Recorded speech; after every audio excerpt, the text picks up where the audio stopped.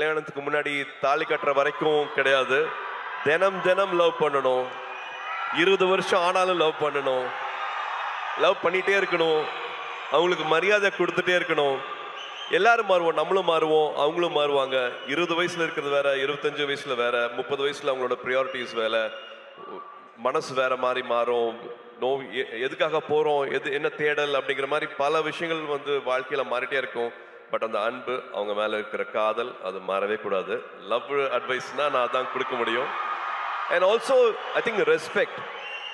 ஒருத்தங்க இப்போ ஒரு ஆண் ஒரு இடத்துக்கு போறதுக்கு ஒரு வண்டி எடுத்துட்டு போறாருன்னா 1 ஹவர்ல போயிடலாம்.